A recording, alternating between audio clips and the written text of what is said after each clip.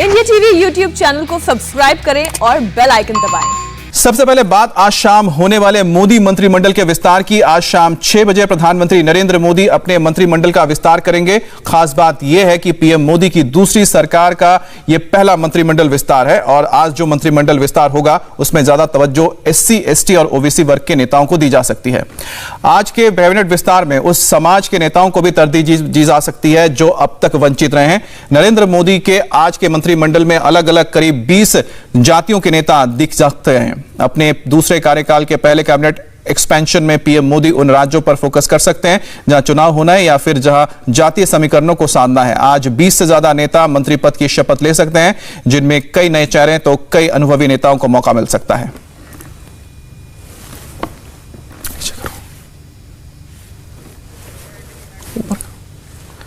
प्रधानमंत्री नरेंद्र मोदी के मंत्रिमंडल का आज विस्तार होगा और आज जो मंत्रिमंडल का विस्तार होगा उसमें ज्यादा तवज्जो एससी, एसटी और ओबीसी वर्ग के नेताओं को दी जा सकती है। आज के कैबिनेट विस्तार में उस समाज के नेताओं को तरजीह मिल सकती है जो अब तक वंचित रहे हैं। नरेंद्र मोदी के आज के मंत्रिमंडल में अलग अलग करीब 20 जातियों के नेता दिख सकते हैं। अपने दूसरे कार्यकाल के पहले कैबिनेट एक्सपेंशन में प्रधानमंत्री मोदी उन राज्यों पर फोकस कर सकते हैं जहां चुनाव होना है या फिर जहां जातीय समीकरणों को साधना है।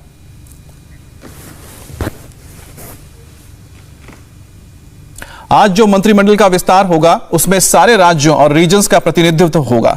कई पूर्व मुख्यमंत्री इस मंत्रिमंडल में शामिल किए जा सकते हैं। बहुत सारे ऐसे नेता भी हो सकते हैं जिन्हें राज्यों में मंत्री रहने का अनुभव है, उन्हें भी आज केंद्रीय मंत्रिमंडल में शामिल किया जाएगा। खास बात यह है कि आज का मंत्रिमंडल विस्तार कार्यक्रम कोविड प्रोटोकॉल के तहत होगा। समारोह में शामिल होने वाले हर शख्स का, चाहे वो नेता हो या उनके परिवार का कोई सदस्य, सबका RT-PCR टेस्ट जरूरी होगा। साथ ही आज के समारोह में मंत्री की शपथ लेने वाले परिवार से केवल एक सदस्य को शामिल होने का मौका मिलेगा। आपको बताते हैं कि वो 5 बड़े नाम कौन से हैं जिनका आज मोदी कैबिनेट में करीब करीब मंत्री बनना तय माना जा रहा है। इनमें मध्य प्रदेश से राज्यसभा सांसद ज्योतिरादित्य सिंधिया, असम के बड़े नेता और पूर्व सीएम सर्बानंद सोनोवाल, महाराष्ट्र के कद्दावर नेता और पूर्व सीएम नारायण राणे, यूपी से अपना दल की नेता अनुप्रिया पटेल और जेडीयू नेता ललन सिंह के नाम शामिल हैं। इन बड़े नामों में सबसे पहले बात ज्योतिरादित्य सिंधिया की कर लेते हैं। सिंधिया ने जिस दिन कांग्रेस छोड़कर बीजेपी ज्वाइन की थी उसी दिन तय हो गया था कि वो मोदी सरकार में मंत्री बनेंगे। उन्होंने मध्य प्रदेश में एक बार फिर बीजेपी की सरकार बनाने में मदद की थी।